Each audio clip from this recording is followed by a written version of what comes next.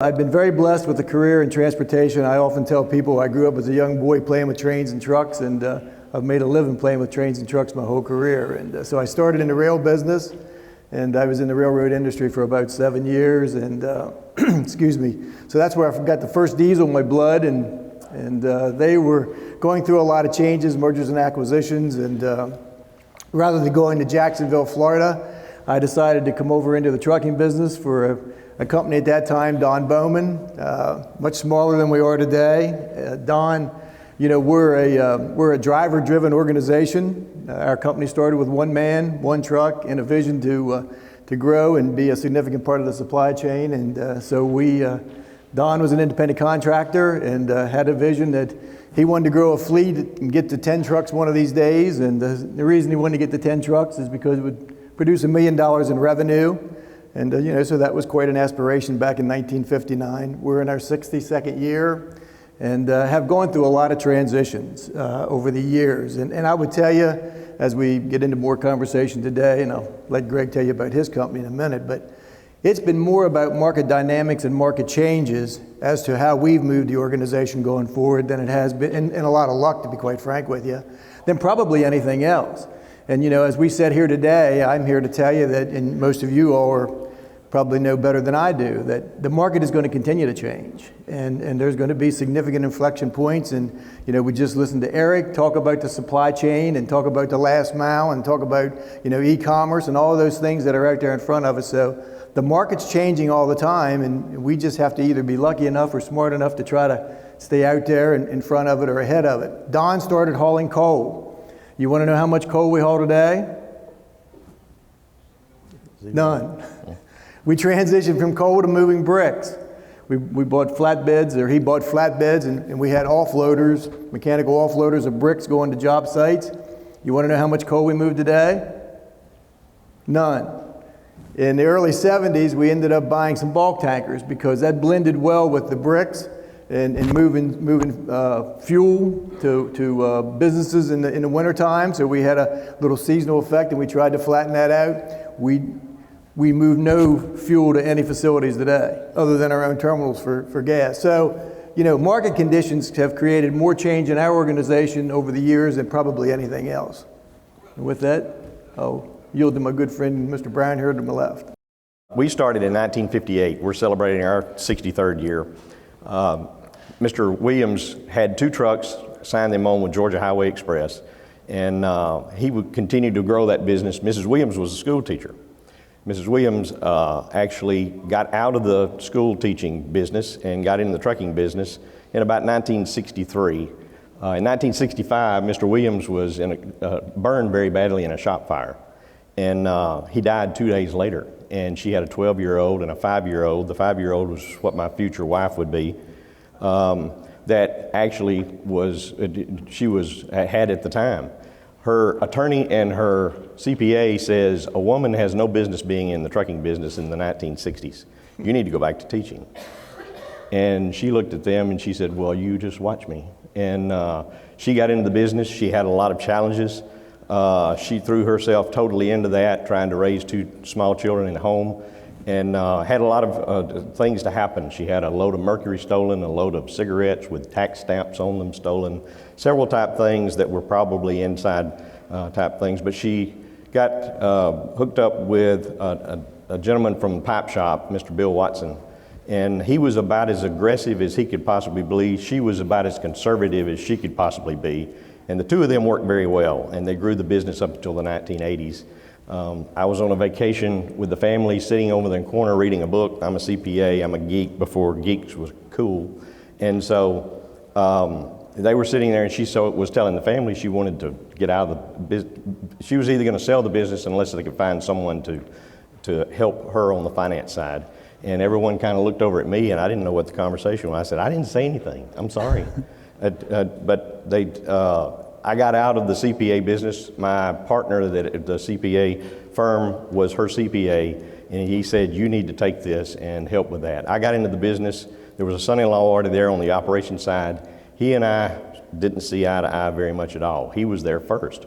So about 3 years in, I went back to law school, spent 4 nights going 4 and 5 nights a week to law school, and He left about 2 years into that, and I was too stupid to quit. So I finished that, and we continued on. We run vans. We've stayed very much in that. We started out in automobile parts delivery. We ended up getting a large manufacturer here in Alabama to do that. But in 1994, we built our first warehouse. We expanded it in '97, grown from then. In 2010, we got into the brokerage business. And then in 2015, we really got stupid and got into the port and drayage business by opening up a location in Mobile. And it's kind of grown. Those 4 divisions is kind of the 4 things that we serve. Greg, I was kind of curious as to what, and I'll ask Jim the same question in a second, but, as you've expanded into these other services, what caused you to get into some of these services? You mentioned the brokerage, the warehousing. What was the impetus for causing you to get into those services? Well, we tried our luck in flatbed. We had a customer that wanted us to get into flatbed, and you can't run a van division and a flatbed division very well. All the flatbed guys want to get in the vans and all those challenges. So we got out of that. 1994, we were hauling we were blessed to have several large Fortune 500 as customers. We were hauling their parts to distribution centers all over the Southeast. And we had the bright idea, little did we know, that we approached them and said, if we build a distribution center here locally, would you use it? Oh yeah, absolutely. We'd love to do that. He says, well, our bank would really like for you to, sign a contract with us and do it. Oh, well, we're not going to do that. You build it and we'll come, but we're not going to get into that. So we built our first warehouse, and it took us about 18 months, and it filled up. And we expanded in '97. We bought another one in 2002. We bought another one in 2005. It was just a snowball effect of those type things. And we've continued to grow the warehousing to where we have about 1,800,000 square feet of space. In the 2008 time frame, you guys all know better than me, as the recession hit us, we had a bunch of trucks and not a whole lot of freight. And a whole lot of truck payments, if you know what I mean. And so we knew when the thing came back that the demand, we hoped it was going to pick up faster than it did.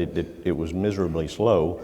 But we started brokerage division so that we would limit the size of our trucking fleet where our most risk was, and then get into the brokerage business for any extra capacity. Our thoughts were, in future times, if things slow down again, we've got plenty of business in that to move back over into the trucking side of things. And that's how it has worked out, and it's been a very good blessing with that. In 2015, we were sitting around and seeing the Panama Canal get expanded, and we had some relationships with some customers and things like that in the Mobile area.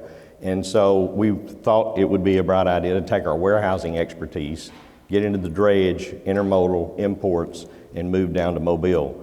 I would like to tell you all this was done very strategically, but humbly, it was not. We got into a lot of these things just out of need with our customers, and we responded to what their needs were. And some of them were really smart at the time, but we didn't really take responsibility for that. And then some of them were a little bit stupid, and we'll probably talk about that in just a minute.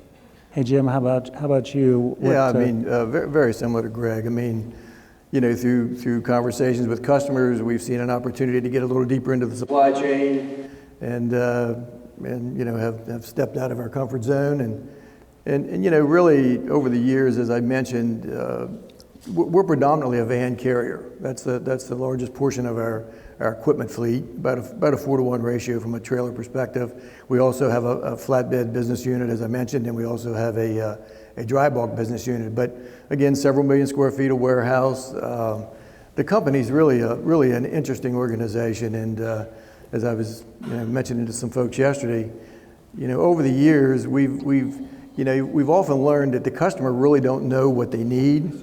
They know what they want, but I'm not so sure they really know what they need. And so if you have an opportunity to be able to go in and sit down with your customer and have a reasonable conversation as to their pain point, it is amazing sometimes as to what comes out of those conversations. Unfortunately, most of us in sales, what we like to do is we go in and meet with the customer, and the customer lays down a problem, and we lay a card on top of it, and they lay down a problem, and we lay a card on top of it, and And really, I think we finally learned over time that being disciplined, to just listen and ask questions.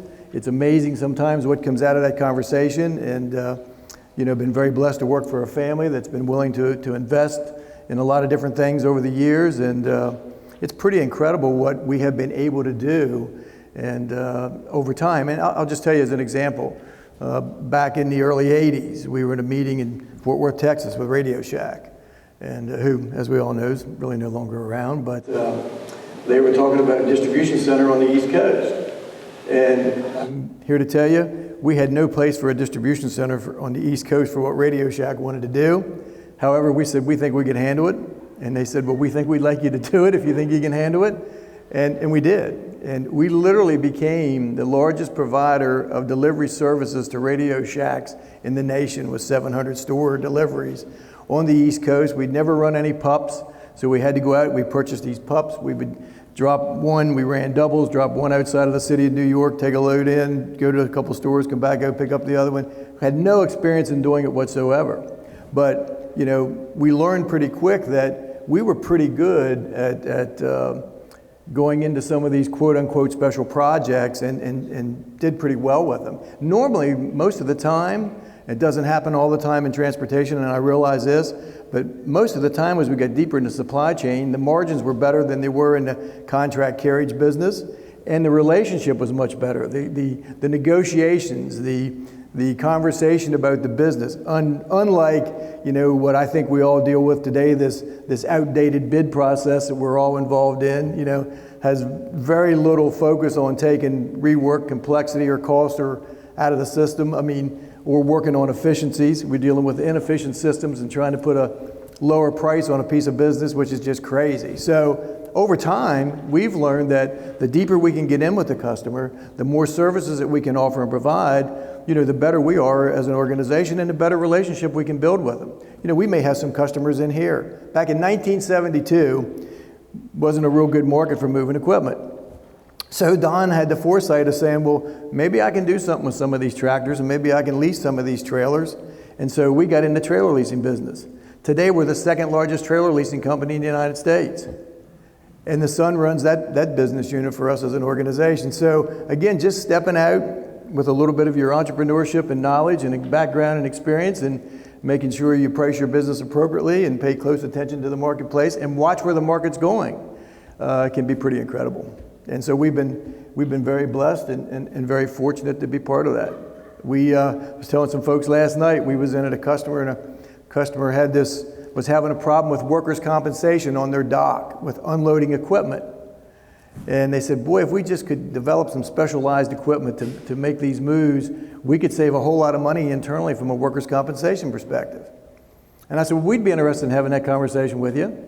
So they got a group of engineers together. I called a couple companies. They sent some of their people in. We met at their corporate office. And the next thing you know, we had designed a $185,000 trailer, of which I bought 17. And we picked up all their business and had moved it for years. And they ended up paying for the equipment. And it was a pretty incredible experience. We're still doing the business today. And so, don't be afraid to step out of your comfort zone. And I know sometimes it runs against the grain of being in this business where we want to be homogenous, same type of equipment, same type of service, focus on density and volumes and velocity. And look, those are all good things, and especially managing cost. But the fact of the matter is, sometimes there's some great opportunities out there if you can just go in and find the pain points. And I think that's it.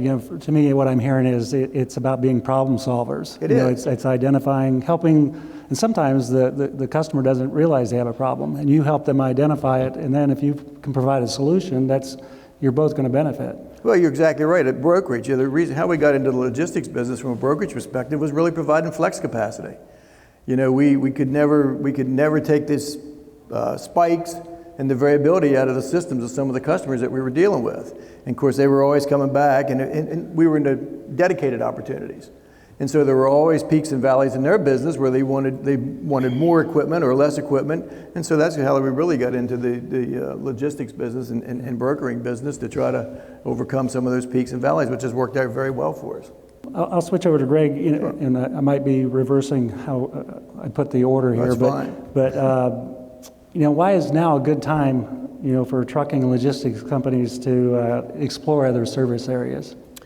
Well, we personally think that, we've got customers in the business that are having tremendous challenges with their supply chain. I mean, it is a wreck right now.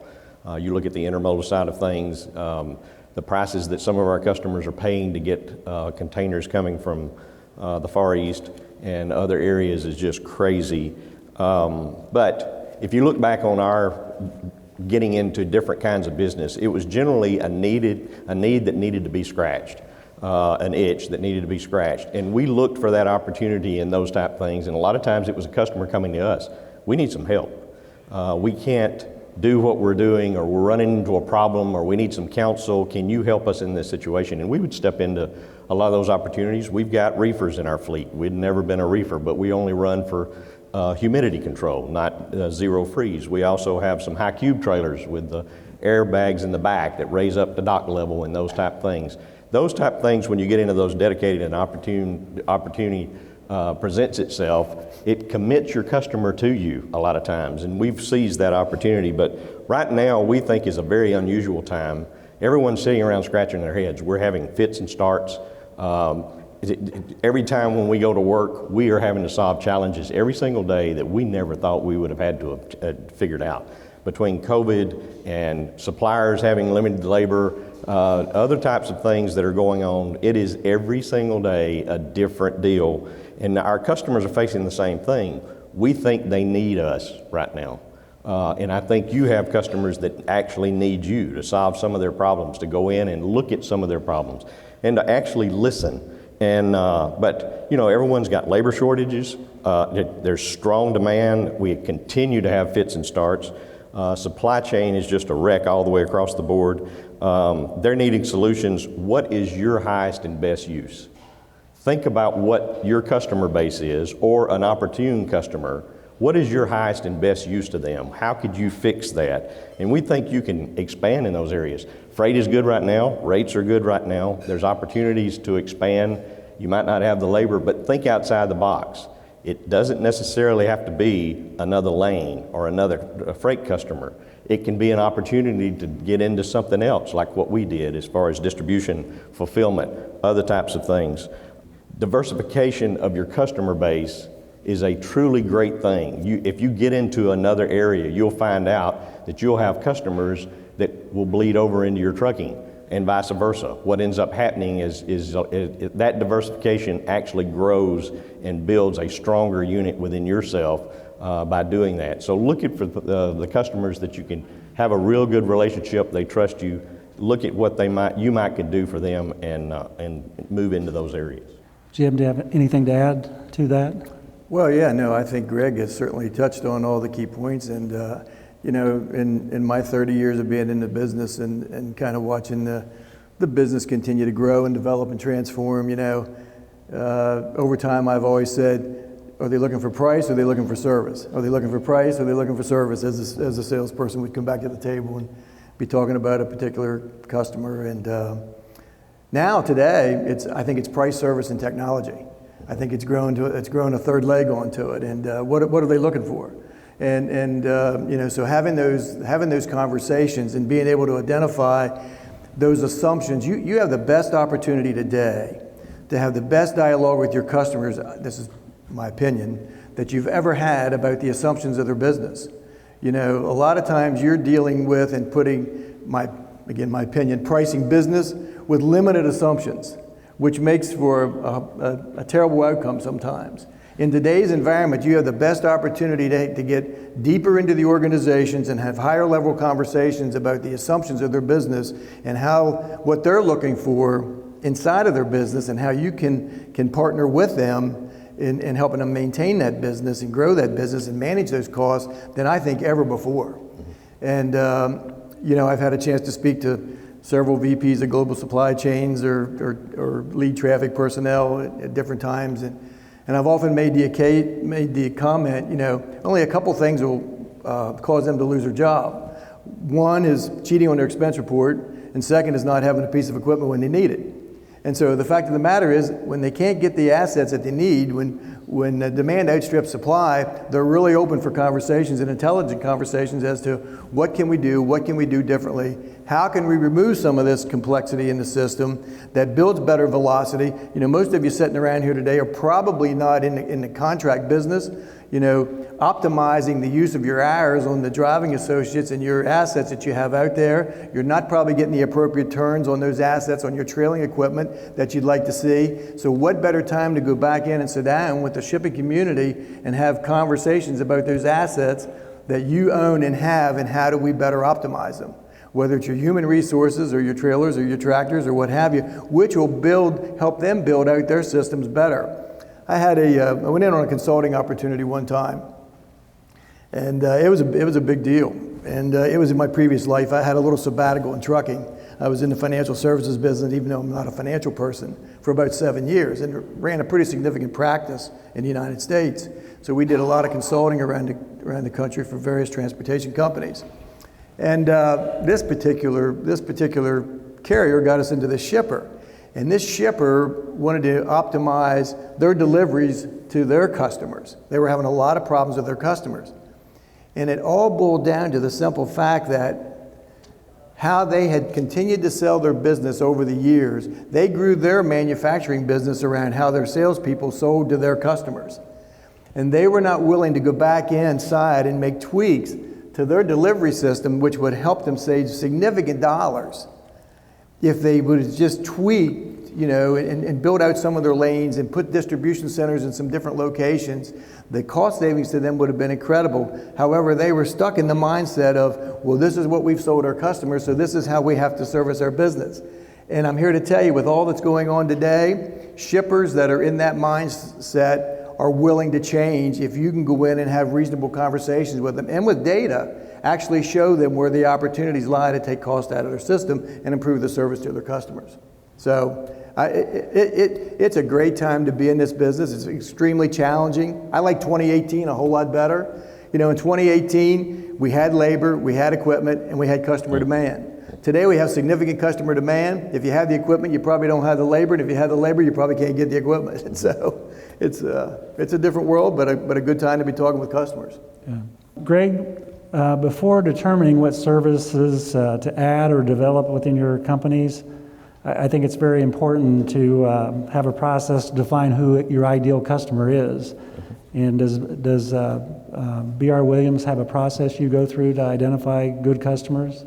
Well, I would like to say we started out that way, but we didn't. We stumbled into that. With the divisions that you've got, what we ended up finding out is that we thought we could be anything to anybody. And you've got salesmen out there that will bring you a lot of opportunities. And if you're an opportunistic type of company in responding to whatever gets brought to you, you can get what you get brought, if you understand what I'm saying. And it took us a little while before we had to realize that we had to refine what we wanted to go after. And we figured out we have the opportunity and are blessed to have several Fortune 500 companies. And we do a great job for them. We fill a niche for them. We're only a small percentage of their business, but the niche that we fill for them is very vital and very important.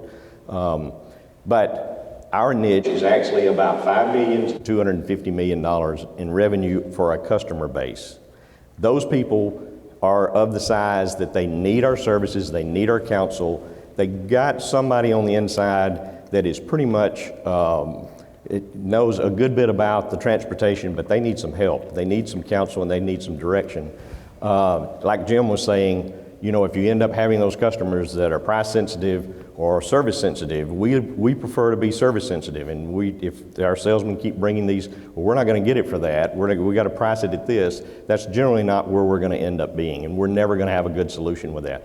But what we found out is if we go after $5 million to $250 million in revenue and get them in one of our divisions, whatever that is, we find out that we can move them to other divisions and provide services.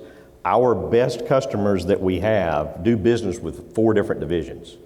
And once you get to that level, they can't get rid of you. They can't leave you. They're dependent upon you with those type things. We can handle their transportation needs. If they have additional capacity, if they have a surge, whatever it is, our brokerage division can step in.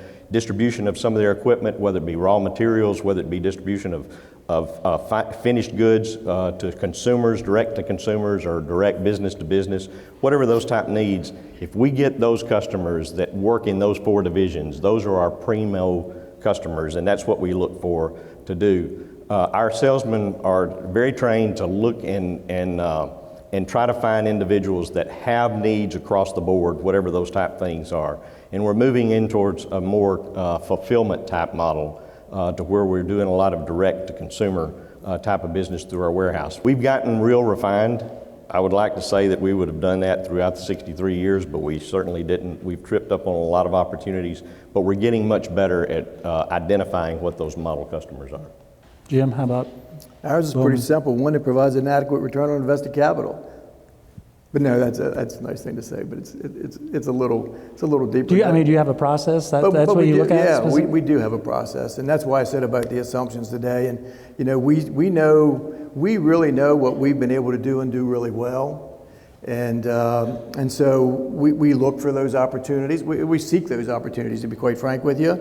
But again, we also look for organizations, like I said, that have inefficiencies in the system and are looking for efficiencies. Because again, I think that's the greatest value as an industry that we bring to the shipping community. Those that are interested in getting better. But the fact of the matter is, I mean, we run, our customers measure us with scorecards all the time, and we certainly measure them. And so, one of the key things is we look at our accounts receivable, and we want to make sure we're not a financial institution. Even though rates are low, we still want to be paid on time and timely, because we're an asset business. And but the fact of the matter is, we also go back and we look at pretty simple times. We look at trailer turns. We look at detention time. We look at the driver's position in doing business with this customer. One of the things, or customers, one of the things that we developed back a few years ago, most of you in the room probably have one. Ours is homegrown. We called it Rate My Load. And our drivers can go out on a little simple app whenever they deliver into a customer, and they can send us back their opinion of that delivery, and good or bad. And we do a pretty good, effective job of communicating that back to our customers and letting them know, how our professional drivers feel about their operation and their consignee and their customers. Because what we found out over the years is we're not very effective at making changes with their customers, so we need their help in helping us. And we have found that our driving associates, who are critical to what we're doing, I think over the years in our business, I remember Russ Jardine, we would often say we worry more about what's in the back of the truck than what's in the front of the truck. Well, I think today we've come to realize that what's in the front of the truck and moving that asset and moving that goods is more important than what's in the back of that truck. And so we need to make absolutely sure that we're getting their feedback, and that we're providing that feedback to the shipper in regards to their load and how efficient it is, and their facility, how functional it is for our driving associate. And so we think that's pretty important, and they're very open to that feedback today. So if you don't have something like that, you might want to consider it, because it's pretty simple to put together. But we really do we want to work with someone who, even though most of us sitting around this room would probably say that the business that we provide is a commodity, and it's been known as a commodity for many years. But the fact of the matter is, I think as you get deeper into supply chain, as I said earlier, as you build those relationships, as your service provides extreme value to them, you move yourself out of that commodity more into a relational type situation, and it's a whole lot more comfortable, and you have a whole lot better conversations with your customers when you find yourself in that position. So it's a good opportunity right now, I think, to take advantage of that, because they're open to those dialogues, they're open to those conversations, and knowing who's making the decision in that shipper. I'm not taking anything away from that frontline traffic manager, but again, I've always looked at buying relationships. You got a coach, you got a user buyer, you got a financial buyer, you have a lot of different individuals involved in the buying process. And the more you can know about that buying process and how those decisions are made, I think the greater your opportunity is for success with that particular customer. But what we've been telling a lot of our clients is now's the opportunity to kind of improve your freight network, optimize your freight network. The difficult customers, maybe you ought to be moving away from them. Maybe you ought to be diversifying more. So is that an ongoing process in each of your companies? And I'll let Jim discuss first. Yeah, one of the things I learned early on in this business is, and we do it, we have a habit in this industry of doing it, is we like averages. And I found out very early on in my career in this business, averages are very deceiving in this business. So the more you can granulate, whether it's businesses you're doing with a particular customer, whether it's a particular lane, even if you can get it down to the power unit for the week, the better off you're going to be, because dealing with averages in this business is extremely dangerous. And it's kind of like a bell curve. And I was telling somebody yesterday about taking statistics in college, and I had to take it twice, just so you know, because they thought I could do a lot better the second time around, which I did. But I never thought I'd use it again. And today, that bell curve is probably more important than it's ever been before. And knowing that, knowing who's to the left of that bell curve and who's to the right of that bell curve, and why they're to the left and why they're to the left or to the right, is probably more important than it's ever been before. And moving those to the left closer to the center, and those on the right trying to keep them there and make sure you're growing your business around them is extremely important. But averages are extremely dangerous. Know your business. Sometimes I would tell you we're probably a little anal. We probably have way too many income statements and way too many small business units as we measure particular customers in the business that we do with them. But that's worked out really well for us. It's not that complicated, and sometimes there's some pretty significant surprises. So taking this opportunity of the environment we find ourselves in today to, as again, some of my colleagues that have gone before me in this business have said, weed your freight basket. If you're in that common contract carriage business, make sure you're continuously weeding that freight basket to improve the customers in your mix, the lanes in your mix, the volumes in your mix, the velocity and the density, and hopefully it'll produce better outcomes for you. Greg, how about VR? We're doing the same thing. Jim very eloquently said exactly a lot of the same things that I was going to say, but we're looking at some of our freight. We are blessed to have, we're in Northeast Alabama, so we don't have a lot of carriers to be competing against for labor, but we have one of the lowest turnover rates in the industry. We had one of the gentlemen from Randall Riley come in and work with our recruiting team, and he's declared that ours was the lowest he had ever seen. We try to work with our drivers to make sure that they're happy hauling the freight that they want to haul. And we do a lot of dedicated lanes, a lot of outbound and inbound back and forth. They can tell their wives within 2 hours of when they need to be back home, when they will be back home. They can plan events, they can work around schedules and those type things. So we're in the same deal. I'm a mathematician also. I like to weed out those on the left side of the bell curve and move everything towards the right as much as it is.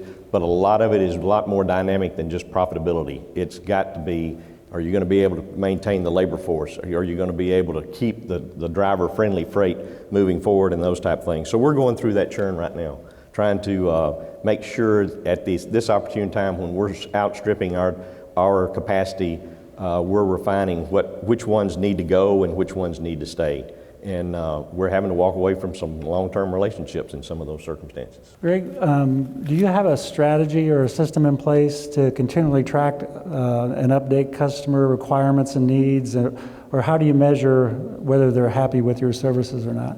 Well, what we do, I started a couple of years ago. I really had a bright idea of having business reviews, since we're now doing so many things in different divisions. We've got customers that have 4 different services of ours. So we wanted to start doing business reviews, and I came up with the idea of going, whether it be dependent upon the size, quarterly, semi-annually, or just annually for some customers and those type of things. But we would carry in all of our staff, a representative from each one of the divisions.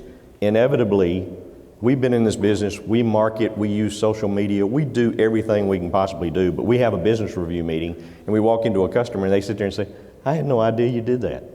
We're spending a lot of money for you to know how to do that. We do that, but yet they still don't understand what it is, all that we do and what we can help them with. So we go into those meetings, we provide them with some training, what's going on in the industry, update them as far as equipment, capacity, other types of things. We spend a little time updating and sharing with that some of their own industry data and information. We learned a lesson in the 2008 time frame, 2001 and 2008, when we didn't realize the depth of what we were fixing to go through during those periods of time. We do a lot of study, a lot of watching the markets, different industries and those type of things. And I have a VP in logistics, and I both have a passion at watching those things. And he watches certain industries and I watch other industries. And we go about those type of things. But we go into those, and we always have at least one time during the year, depending upon what their method is, the CEO of the company inside one of those meetings, and I always attend one of those meetings. Every single time we have one of those opportunities, we come out with more opportunities. We find out something that they've got a current problem with, that they need help with, and we walk away with a new opportunity, a new relationship, or a new something out of that we didn't have before. We also we allow our customers to rate us once a year. We've done it a number of different ways. We're ISO 9001 certified, so we have to get feedback from our customers. And one year we just said, would you recommend this to one of your friends, and why? And the amount of information we got out of that was invaluable to us. How about you, Jim? Yeah, we're very similar to Greg. We call them stewardship reports, and I think they're really important. We were trained by our customers how to do them, so we've gotten pretty efficient at them. And when the market's hard, they do them on us pretty diligently. And so when the market gets good, you might as well continue to do them yourself.